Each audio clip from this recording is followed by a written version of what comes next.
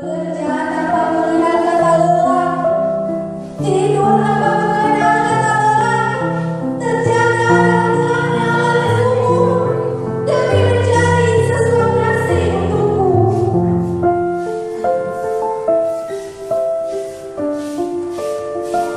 Tapi balasan apa yang kuberi? Hanya merasa muka dan air mata.